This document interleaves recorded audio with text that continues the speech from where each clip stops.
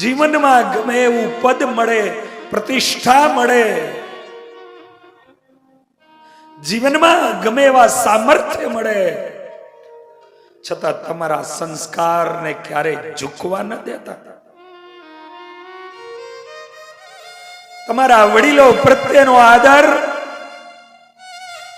એને ક્યારેય ઓછો ન થવા દેતા. તમે ગમે પદ ઉપર પહોંચો, ગમે તે પ્રતિષ્ઠિત બનો, પણ તમારા વડીલ પ્રત્યેનો જે તમારો આદર હોય એ આદર ક્યારેય પણ ઓછો ન થવો જોઈએ.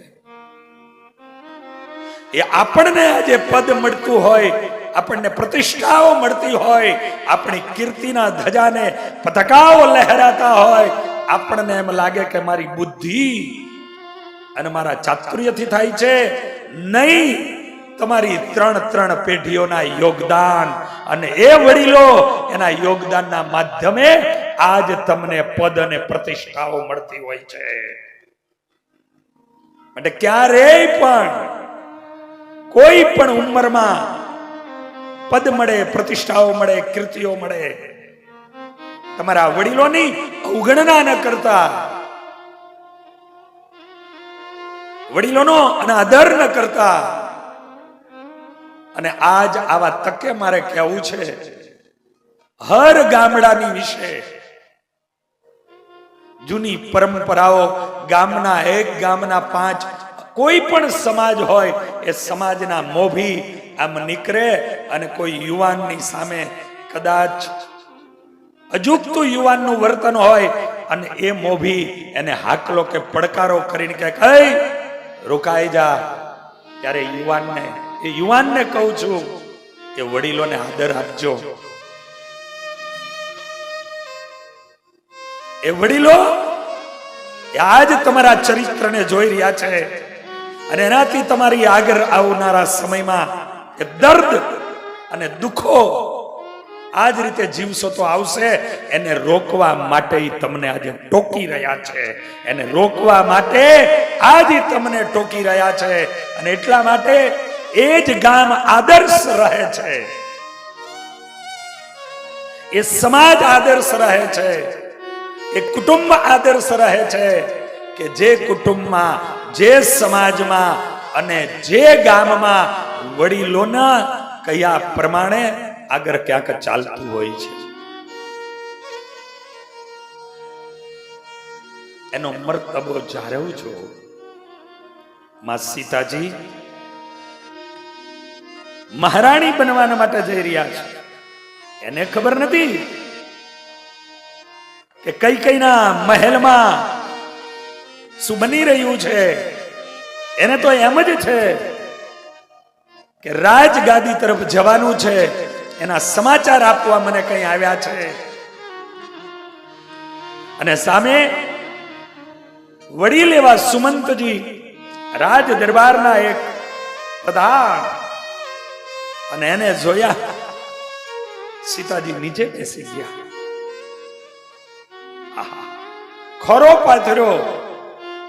સીતાજીએ વંદન કરીને કીધું, પ્રધાનજી, આપની દીકરી સીતા આપને વંદન કરે છે. આ રામ કથા છે, બસ આ રામ કથા છે. આજના યુવા ધનમાં સ્વચ્છંદતા જે આવવા લાગી છે, વડીલો પ્રત્યેના અનાદારો ઘર પ્રતિ જે બનવા લાગ્યા છે, ત્યારે આજ હર વ્યક્તિની માટે આ કથા શીખવશે કે તમારે ખરેખર તમે આજે જે કઈ બન્યા છો ને એ તમારા વડીલોના પ્રતાપ અને પુણ્ય હોય છે. એનો આદર કરજો, બસ એને આદર આપજો. સુમંતજીએ કીધું છે, દીકરી સીતાજી, હા પ્રધાનજી, શ્રી રામ ક્યાં છે? હમણાં જ બોલાવો. સીતાજી અંદર ગયા. આર્ય, પ્રધાનજી આવ્યા છે. અને પ્રભુ રામ એકદમ બહાર ગયા.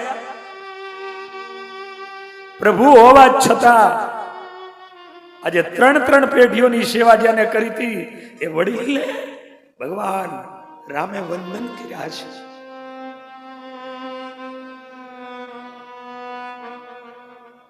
આજે એને વંદન કર્યા છે. તમારા ઘરની અંદર આખા પરિવારે 2 વાત આ કથાના માધ્યમથી કહું છું, 2 વાત તમારા જીવનમાં રાખજો. તમારો પરિવાર એક દિવ્ય બનશે. એક વાત, આખો દિવસમાં એક વખત આખો પરિવાર ભેગા બેસીને જમવાનું રાખજો. આખો પરિવાર, આખા પરિવારના સભ્યો બધા ભેગા થઈને એકવાર સાથે જમવાનું રાખજો. જેનું અન્ન એક, એનું મન એક. અને બીજું, પરિવારની અંદર વધારે નહીં તો અડધો 1 કલાક સાથે બેસવાનું રાખજો. ગમે તે એક સમય સાંજે ગોઠવજો. એકાદી ભગવાનની વાત કરજો, એકાદું ભગવાનનું ચરિત્ર કહેજો. તમારા દીકરા દીકરીઓની સામે એકાદી સંસ્કારની વાત કરજો. અને ત્યારબાદ આખો દિવસ ઘરમાં બનેલું કઈ ઘટના હોય ને એની આપલે કરજો. તમારું ઘર ઘર મટી તમારું ઘરે સ્વર્ગ બની જશે. તમારું ઘરે મંદિર થઈ જશે. મંદિર થઈ જશે. વિચાર. અને એ સમય જ્યારે બેસો ને ત્યારે સમજાવજો કે આજ આપણે આ લેવલે પહોંચ્યા. એક દિવસ આપણો આવો હતો ને, તે દિવસે બજારમાં જેથી નીકળતા હતા તેથી લોકો બજારો ફેરવી નાખતા હતા, રસ્તો બદલી લેતા હતા. તે દિવસે આ પરિવારે આપણો હાથ પકડ્યો હતો. આ પરિવારને કોઈ દી ભૂલતા નહીં. આ તમારી પેઢીઓને શીખવજો, શીખવજો, એને સમજાવજો, એને શીખડાવજો.